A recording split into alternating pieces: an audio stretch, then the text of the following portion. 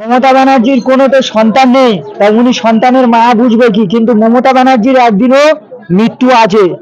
মমতা ব্যানার্জি যা করছে, মানুষের দেখে দেখে ফাঁসি দিচ্ছে মানুষে। তবে মমতা ব্যানার্জির গতি বেশি দিন থাকবে না।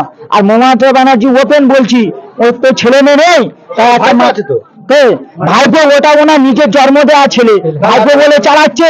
ওপেন মিডিয়ায় বলছি, ওটা মমতা ব্যানার্জির নিজের জন্ম দেওয়া ছেলে। এই তো বলেন ছেলে নেই, আবার বলছি জন্ম দেওয়া। হ্যাঁ, ও তো ফেক করছে মমতা ব্যানার্জি। মমতা ব্যানার্জি আজকাল ধর্ম নিয়ে রাজনীতি করছে। আমাদের মুসলমানদের কাছে আসছে, মাথায় ঘুমটা দে, মাশাআল্লাহ, আল্লাহু আকবার, ওদিকে মন্দিরে ও যাচ্ছে। ও একটা মানুষ না অন্য কিছু। আমাদের নিজেদের বিবেকেও লজ্জা লাগছে। ও মমতা মুখ্যমন্ত্রী আমরা চাই না। আমরা অন্য যে আমরা এই পশ্চিমবঙ্গের মধ্যে আমরা পুলিশের কাছ থেকে কোনো বিচার পাই না। এদের কাছে গেলে আরো উল্টে আমাদের ভয় লাগে যে এই পুলিশ আমাদের সঠিক বিচার করবে না আমাদের আরো উপরে ঠেলে দেবে, আমাদের আরো বিপদের রাস্তায় ঠেলে দেবে।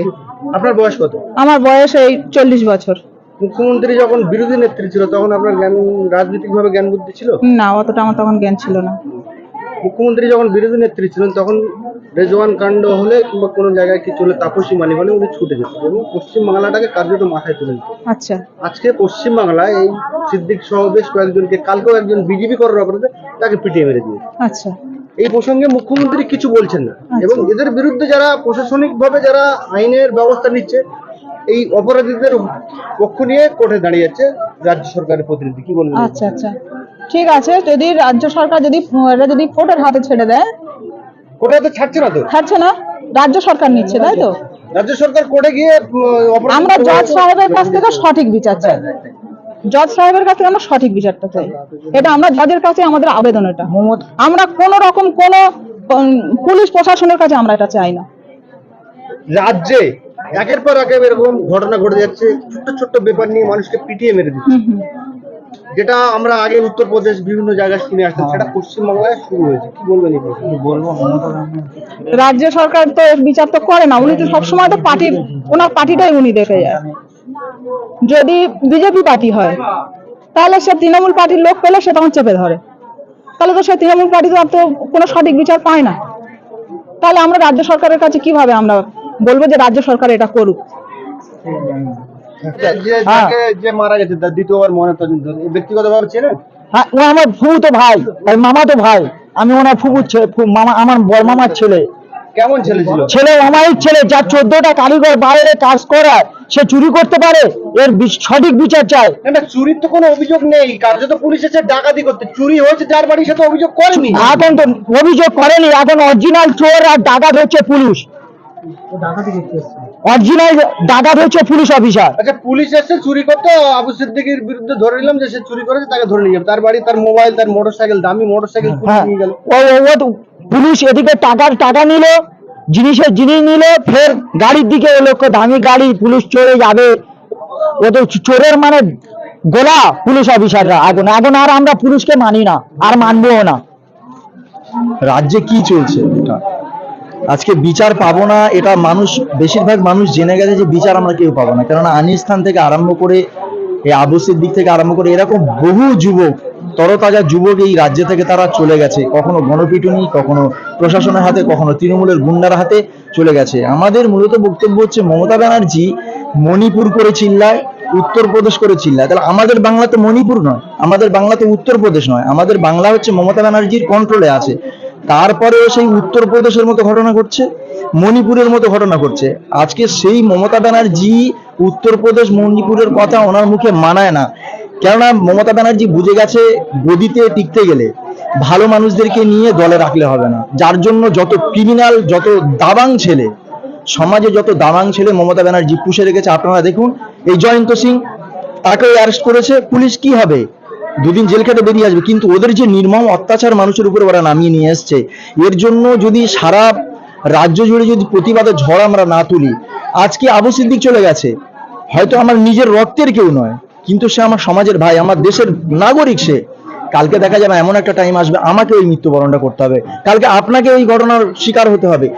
সেই জন্য আজকের আমাদের সকলকে ঐক্যবদ্ধ হয়ে এই শাসক দলকে বুঝিয়ে দিতে হবে যে এখানে এই রাজ্যে দাদাগিরির কোনো জায়গা নেই, দাদাগিরি এখানে বন্ধ করতে হবে।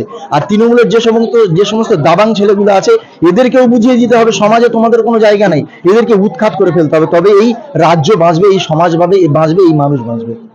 যখন ইনভেস্টিগেশন হয় সেখানে জানা যায় যে দুটো কিডনি খারাপ হয়ে যায় এবং প্রশাসনের যারা বিরোধী শাসক দলের আইনজীবী থাকে তারা বলছে যে জন্ডিস হয়েছে, কি বলবো? আরে শাসক দলের আইনজীবী কি আর এখানে তৃণমূলের এগেনস্টে তো এলিগেশনটা আসেনি, এসে যে প্রশাসনের বিরুদ্ধে এসছে, তাহলে এখানে বিজেপি হোক, তৃণমূল হোক, কংগ্রেস হোক, আইএসএফ হোক, আর যাই হোক, যত দল আছে, যে যত সংগঠন আছে, সকলকে এখানে একটাই প্রতিবাদ করা দরকার যে একটা তরতাজা যুবক সে মারা গেছে, তাকে পিটিয়ে মেরে দিয়েছে পুলিশ। অর্থাৎ মমতা ব্যানার্জির উচিত, তিনি পুলিশ মন্ত্রী, তার উচিত ওকে সাসপেন্ড করে ওকে লকআপের মধ্যে রাখা, তারপরে বিচারটা যা হবার হবে। ওনার ক্ষমতা আছে, ওনার সাহস আছে, কিন্তু না, সাহস নেই। কারণ হচ্ছে এই তৃণমূলটা প্রকৃত মমতা ব্যানার্জি চালাচ্ছে না। আপনাদেরকে বলে দিই, প্রতিনিয়ত যে ঘটনাটা ঘটছে রাজ্যে, ওকে নিয়ে এই তৃণমূলটা মমতা ব্যানার্জি চালাচ্ছে না, এটা ভিতর থেকে আরএসএস চালাচ্ছে। এবং প্রত্যেকটা প্রশাসন লেভেলে যত ডিপার্টমেন্ট আছে, প্রত্যেকটা ডিপার্টমেন্টে আরএসএস এর ওই ন্যাচ্চর ছাচ্চরদেরকে ঢুকিয়ে রেখে দিয়েছে, যারা চাচ্ছে একটা সাম্প্রদায়িক দাঙ্গা বাঁধাবো,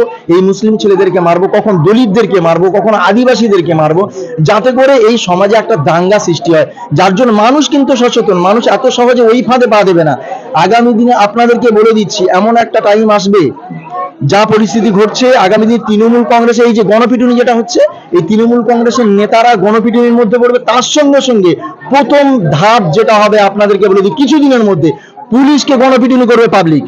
কারণ মানুষ ওই আইনের ভরসা করে সবসময় মার খেয়ে যাবে, একটার পর একটা মরবে। কেউ ছাদ থেকে কাউকে ফেলে মেরে দেবে, কাউকে রেল লাইনে ফেলে মেরে দেবে, কাউকে পিটিয়ে মেরে দেবে। এটা কিন্তু মানুষ আর সহ্য করবে না। মানুষের একটা কিন্তু ধৈর্য আছে, দেয়ালে যখন পিঠ থেকে যাবে তখন কিন্তু পাল্টা সে আক্রমণ করতে বাধ্য হবে। ওই জন্য আগামী দিনে পুলিশ সচেতন হতে হবে, মানুষ আর সচেতন হবে না।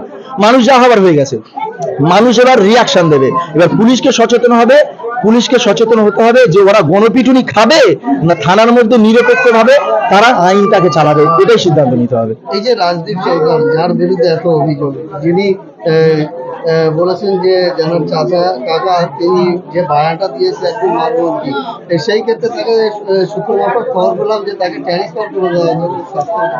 আচ্ছা, এর থেকে আর এটা মিডিয়ার আপনাদের সামনে বলবো কি করে? এ তো আমার বাংলা লজ্জা। তো আমরা যে মিডিয়ার মাধ্যমে বলছি, সারা ভারতবর্ষ, সারা বিশ্ব দেখছে যে পশ্চিমবাংলা এরকম একটা পরিস্থিতি, আমার বাংলা লজ্জা। তো এটা আমার বাংলা, মমতা ব্যানার্জির বাবাগিলি বাংলা না, এটা আমার রাজ্য। অর্থাৎ আমরা ট্যাক্স দিয়ে এই রাজ্যটাকে চালাই, এই দেশটাকে চালাই। অর্থাৎ মমতা ব্যানার্জি যে কর্মকাণ্ড করে বেড়াচ্ছে, এই রাজীবকে যেটা ট্রান্সফার করে দিয়েছে, এটা উচিত হয়েছে? এটা মানুষের পর্যায়ে পড়ে? আমার তো মনে হয় মুখ্যমন্ত্রী মানুষের মধ্যে পড়ে না। ওনার যদি ন্যূনতম মানুষের চামড়া যদি গায়ে থাকতো, যদি মানবিক মানে মনুষ্যত্ব যদি থাকতো, কোনোদিনও এই ঘটনাটা ঘটতো না। মমতা ব্যানার্জির শরীরে মানুষের চামড়া নেই, পুরো গন্ডারের চামড়া হয়ে আছে। কেন উনি কথায় কথায় একে অ্যারেস্ট করায় না, কিন্তু আমরা রাজি আছি অ্যারেস্ট হতে। আমরাও আনিস খান হতে রাজি আছি, আমরাও আবু সিদ্দিকের মতো হতে রাজি আছি।